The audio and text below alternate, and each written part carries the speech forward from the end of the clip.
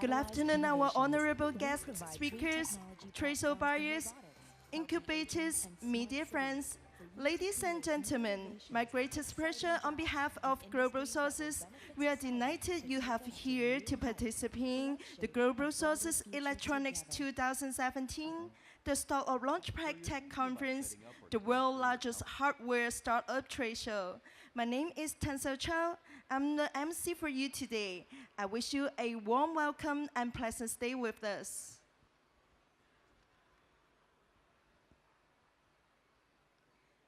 Before the beginning of our conference today, I would like to remind a few things. As a courtesy to our guests and our speaker, to our audience, please turn your mobile phone to silent mode for the duration of the presentation. Also, you should receive the attendee feedback forms from our staff as you entered the conference venue. At the end of the presentation, we will appreciate if you can complete the feedback form to return our staff before leaving the conference venue. This will be important to our continuous improvement. At the end of each presentation, you will have opportunity to ask our speaker question. Please raise your hand and we will acknowledge you accordingly. Does anyone don't have the feedback forms on hand? Please raise up your hand and our receptionist will help you. Thank you. Okay, here we go. Our conference today is robotics and 3D printing. The industry expert will share their insights and trends and development of theme of today. Besides, sourcing experts will also share their tips for sourcing related products and solutions. Here's come to the first section of today, the race of consumer and service robots. Now, ladies and gentlemen, please welcome our speaker, Mr. Benjamin Joffe, partner of Hacks. Thank you. Hello, Benjamin. It's your showtime. All right. So yeah, I got a bit excited just before the presentation because I came across some new videos I wanted to include, and then my computer crashed, but hopefully it will be enough material for you. So I'm really quite happy to talk about robots because I think it's something that's quite misunderstood, and I'd like to show that there's much more to it than what normal people know. So quickly about us and about me. So my name is Benjamin. I've been working in technology in Asia for over a decade. I'm part of an investment company called SOSV, which is a global fund with $300 million under management. And I work more particularly with the branch called Hacks, which is focused on hardware startup investment. So we invest through our programs in Shenzhen and San Francisco. So in Shenzhen, we bring startups from overseas to help them go from a prototype to a product. Because Shenzhen is, as you probably know, a fantastic ecosystem to build electronics. It's very fast, it's very affordable, and there's an incredible amount of skills in the ecosystem. In San Francisco, we help startups scale, because after launching a product, the challenge really to build a sustainable business. So we invest in all sorts of categories of products, consumer, health, industrial, and enterprise. And maybe you will notice here that there's no robotics category. Well, we used to have a robotics category, and then we realized robotics is not actually a category. Robotics is everywhere. So I'm going to give you some examples of robots in each of those to show that it's really, really everywhere. Our investments, just to give you a quick note on that, I mentioned we invest in startups from overseas and China. China is about 15% of our investments. We're today the world's most active early-stage investors in hardware startups. And we're one of the few managing to bring people from Silicon Valley to go all the way to Shenzhen to actually build products and then sell them internationally. We work with B2B and B2C, as you saw earlier. For the B2C companies, we've done a lot of work using crowdfunding on Kickstarter in particular. We've run over 80 campaigns successfully. 90% of them are above $100,000. And we have 11 in the world's top 100 over $1 million. So we learned a thing or two about crowdfunding, but that's not the topic today. So I'd like to start talking about where are robots today. So I'll start with a quick show of hands. Anybody has a robot at home?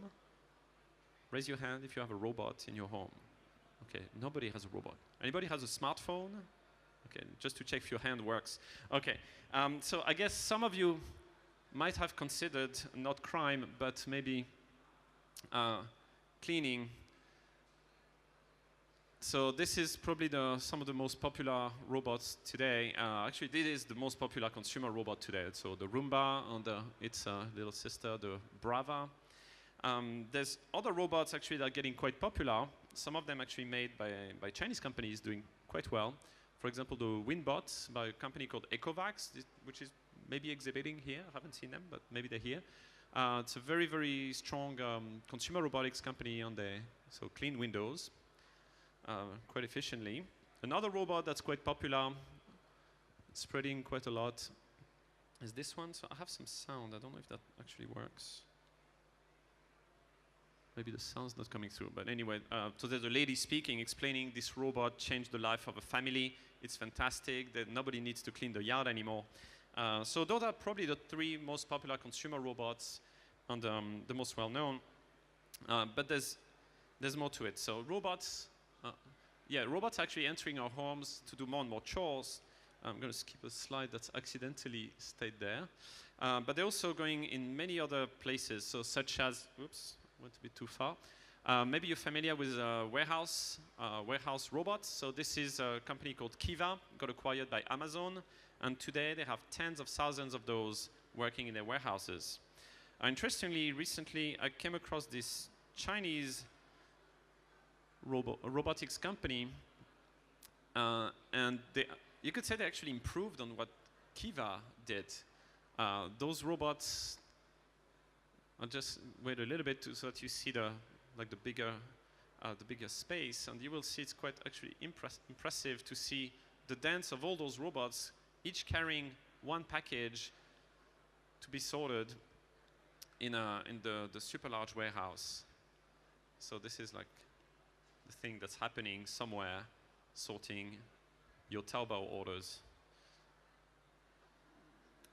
Then of course, there's robots in factories, and that's something that people don't quite realize when they talk about China, is that China is not so interested in keeping so many manual, low-level jobs. China is trying to upgrade its industrial infrastructure, and in Guangzhou, they hope to automate basically 4/5 of industry jobs by 2020. It's like in 3 years. So that's really a lot of jobs. So robots are effectively replacing workers in factories, but there's actually even more happening. So on the consumer side, on the industrial side, robots won't stop at replacing workers. They're actually going to spread more and more because, for example, this company we invested in called Elephant Robotics, the founder was just selected in the Forbes 30 under 30 in Asia. It's a low-cost robot, about $20,000, so about 5 to 10 times cheaper than what's out there, with 6 degrees of freedom, so able to do lots and lots of things, and that could help automate not only things in factories, but in many other places. Another interesting thing is desktop fabrication. It's essentially factory robots expanding beyond factories. So an example is this machine, which is a PCB printer, so printer for circuit boards, effectively a robot. Another one is this, so you're probably familiar with laser cutters on 3D printers. So laser cutters are great. There's some small desktop versions, but they only cut soft material such as plastic or wood. So this machine cuts with highly pressurized water on the garnet type of sand, which makes it able to cut essentially anything on your desktop. So you can cut metal. I think this is titanium. This is glass. This is carbon fiber for drone frame. This is ceramic. And this is D2 Damascus steel, a very, very hard steel. So those guys are a little bit funny, so I'm going to show you a bit other things they've done. For example, you have a plate of metal, you're at home, and you'd like to have a batarang, like Batman. So you can do that. from steel, aluminum, whatever metal you want. This is something that by hand would be extremely tedious to do and impossible to do with a laser cutter at home. So you just do that, and then off you go. Another kind of quick example. So if you want to upcycle your old china, you could, for example, cut a nice little shape of china in it. So those are some examples of factory machines shrunk down in price. This machine cost about $5,000 only, instead of $100,000 on the dedicated operator in the factory.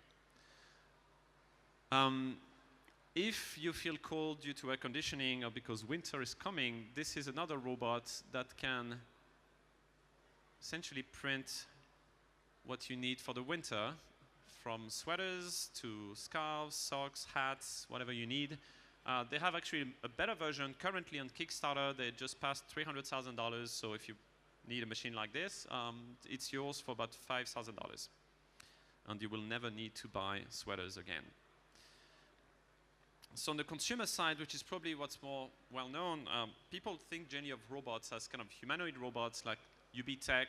It's a Chinese company doing really pretty cool toys, but essentially a toy. What's interesting is seeing some robotics functions and intelligence going into various machines, including in the kitchen for kitchen tech, even personal farming, because appliances are robots too, such as this machine. It's kind of an espresso for cocktails that can mix like natural ingredients they have in capsules with the alcohol you provide to make perfect cocktails.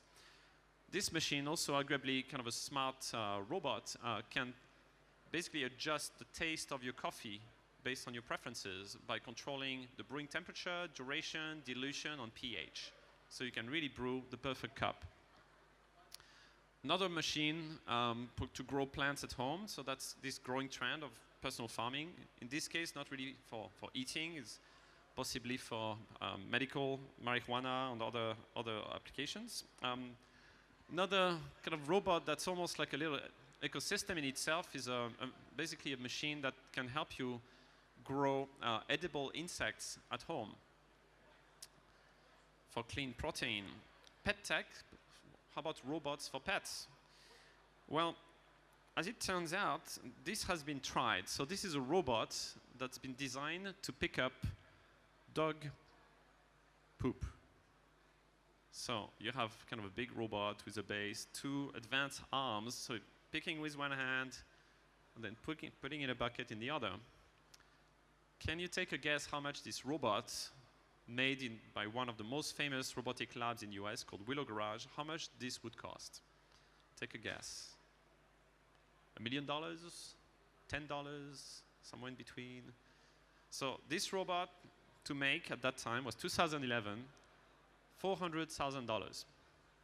So you need to be a very rich person to buy a robot like this to clean your yard. Just last year, we invested in one company making this robot to do the exact same thing, and they sell it for $400. So you remove the 1,000 part. So it's 1,000 times cheaper in just the time of basically 5-6 years. It looks like kind of a simple robot, but actually it's much more advanced than the lawnmower or Roomba that just bump around and don't really know what they're doing. This one has to find the target in a fairly, complex environment. So actually it's a robotics platform with computer vision that could be applied to other tasks, including surveillance and other things, for just $400. So 1,000 times cheaper robot. What's also interesting is to see that they rethought, they didn't try to get a robot to look like a human and perform the task like a human. They thought of it as, this is a robot doing a specific task, it doesn't have to look like a human. Kind of it's reminiscent of when the first trains were created. They had tracks and they were like, okay, well, train is like a series of carriages, like horse carriages, so let's just put them one after the other. And only after they realized there was a value in creating a train that's just thought like a train, where you can go from one car to the other. You can have a restaurant, you can have sleeping, you can have all sorts of things inside the train. Another one for fun. So this one also looks like a little toy, but there's a bit more than meets the eye. So this is a robot to play with your cat. Because cats, you know, they're hunters. They don't like to go run after a stick like a dog. They like to hunt. And it's not fun to hunt something that is, you know, not moving or doing repetitive movements. So those guys created a tiny robot that can actually escape like a cat. And it can be driven or it can be autonomous. So it can actually detect the cat approaching and escape the cat. What's really interesting is that making a tiny robot at a very low price that moves fast, avoid obstacles, recognize what's coming, is actually really difficult.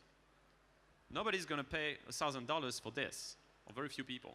So they actually solved a lot of challenges. You see, doing these type of curves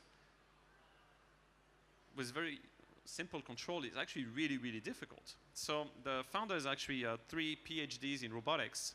And this is the first product, but the real company is low-cost, advanced, autonomous robots. And they just actually closed a round of funding. They actually almost don't talk about this toy to the investors because this is just the way to show what the technology can do. Sports tech, robots in sports, why not? How about a robot for ping pong? So we have one we invested in. So this robot can do all sorts of crazy spins.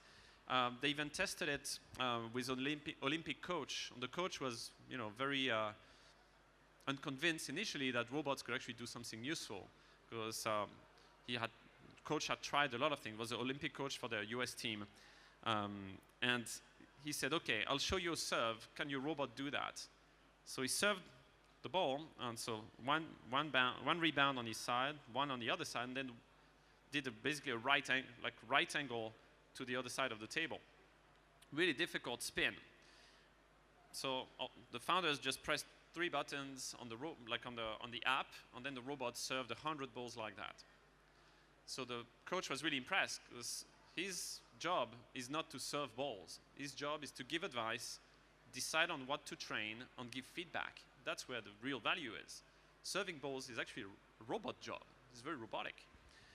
And interestingly, just today, so that's where I messed up my presentation, is that I came across this thing in the news. Japanese volleyball team use robots to help their teams practice. So what's interesting is not so much that, okay, Olympians, you know, they have crazy equipment, they don't, you know, they can invest a lot of money. The difference that the robot that our guys created, this consumer robot, they sold about $200,000 of it on Kickstarter. So it's a fairly advanced robot, very low cost, but even more interestingly, the company is made of 2 people. 2 guys creating a robotics company with $100,000 we invested, $250,000 of pre-sales, and they're going to ship their robot with only that. When you go to Silicon Valley, people think, oh, you're doing hardware, you need $5 million, 10 guys, 2 years. 2 guys, 1 year, $100,000 in investment. This is what's changing. So robots, also beyond the general fun, is that they actually are a way to bring human skills to the physical world. So we're all familiar with online courses, online lectures, but to train or learn things in the physical world, we need something that acts in it. And that's where robots come in. So the potential is really to find a way to take the knowledge of the best trainers in the world and bring that to everyone thanks to robots. Robots in education, there's some.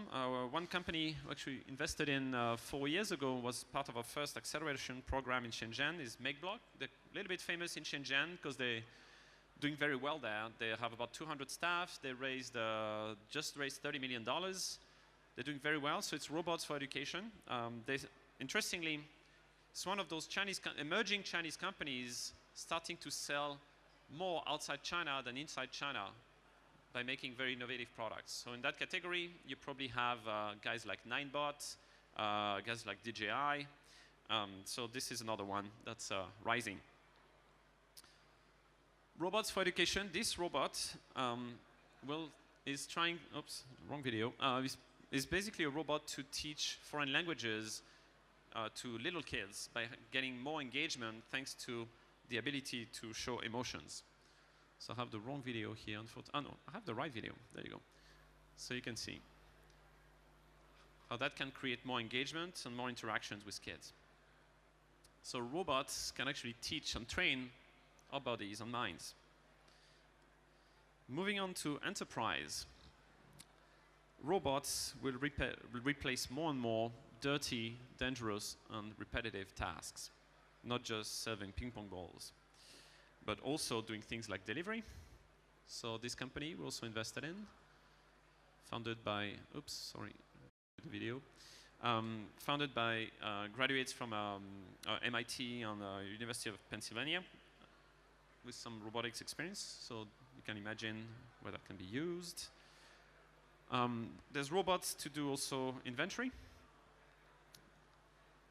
In supermarkets, this is a very, very tedious task, but this robot uses pure computer vision to look at all the products and recognize each of the brands one by one. They're not scanning a barcode, they're not scanning an NFC chip, they're just looking at the shelves and can do basically full store inventory in about 30 minutes instead of 30 hours by hand. So they're currently deployed in about 10 Target stores in the US and are expanding their footprint. Commercial cleaning. Oh, yep. So the Roombas are not very good to clean this type of place or large spaces because they really don't know what they're doing. So you need typically big machines like this with somebody driving or pushing it.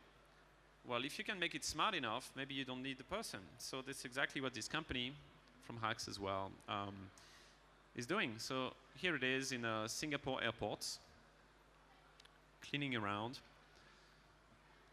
So it has to make a map of the place, recognize the obstacles, recognize if somebody's in the way, wait or go around it, and remember where it left off. So they're also deploying robots in various locations, company from Canada. There's even more robots. So this one got spotted in Shenzhen airport, security robot. If you go to Shenzhen, you can meet this guy. Window cleaning, so there's this robot. So you saw the one that cleans your home window, but when you try to clean skyscrapers, high rises, it becomes a bit more complicated. So you need like a more industrial grade type of robot, like this one that just graduated from our program. So it can clean high rises and potentially save lives, because that's one of the most dangerous jobs in the world, actually. Painting is another task that's actually not fun. When you do spray painting, you need a big equipment, or you're going to inhale a lot of toxic fumes, and that's not good. So we have another robot that can paint, basically, they scan in 3D and then can paint very precisely a lot of things, starting with auto parts.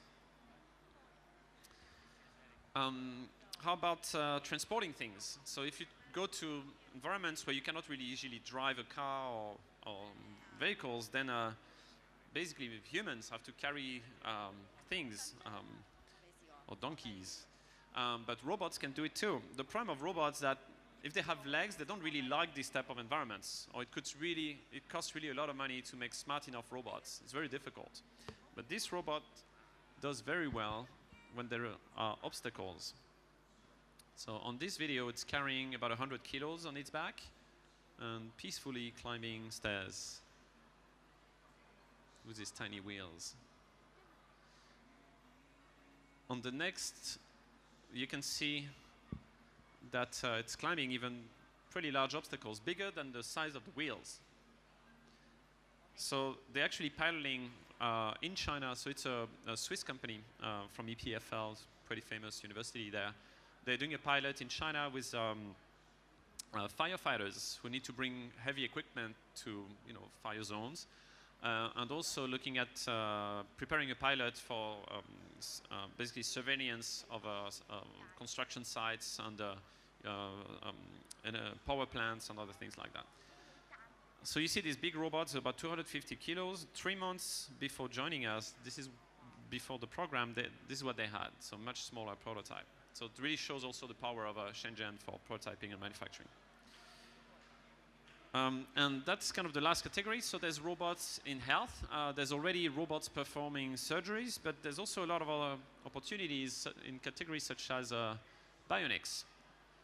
So things that would be here to help humans in their daily life. So for example, this is a robotic exoskeleton that helps to relieve back pain and retrain your back muscles. So it basically adapts to your movements. And I should have a little video here. There you go. So it kind of pushes up your upper body, so relieving your spine, and then you can do your exercises and feel better and retrain. So it's a medical device. So overall, robots will help health, including surgery, recovering, and assisted living. There's a lot of seniors and more seniors.